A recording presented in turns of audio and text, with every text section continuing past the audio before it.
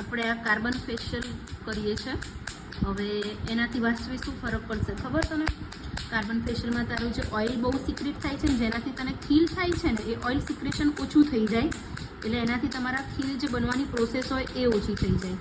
ખીલ કેમ થાય કે તમારા ઓપન પોર્સ હોય, એ ઓપન પોર્સની અંદર તમારો કચરો ભરાય અને પાછું તમારા ફેસ પરથી ઓઇલ પણ વધારે પડતું સિક્રેટ થાય. ઓઇલ ક્યારે સિક્રેટ થાય કે તમારી સીબમ જે બનવાની પ્રક્રિયા છે એ વધારે હોય, એના માટે ઓઇલ સિક્રેટ થાય. એ ઓઇલ અને કચરો એ બંને તમારા સ્કિનના પોર્સને બંધ કરી નાખે. એટલે એ પોર્સમાં જે તમારો કચરો ભરાયો હોય એમાં ધીમે ધીમે પછી ઇન્ફેક્શન લાગે, એના લીધે ખીલ થાય.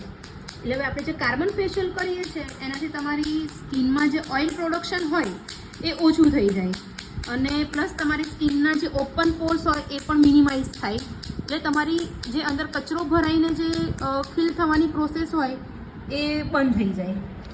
એટલે તમને આમાં કાર્બન ફેશિયલમાં તમને એક એનો બહુ ફાઇન રીતનો બેનિફિટ છે કે એનાથી એકની એકદમ જ ઓછા થઈ જાય.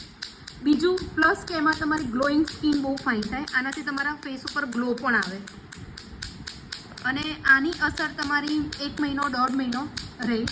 એટલે તમારું ખીલ ઓછું થાય. સાથે સાથે આપણે બીજી હોમ પ્રોડક્ટ આપીએ કે ભાઈ ઓઇલ સિક્રેટ ઓછું થાય એવા આપણે ફેસ વોશ આપીએ, સનસ્ક્રીન આપીએ કે જેનાથી તમને બહુ સારું રિઝલ્ટ મળે.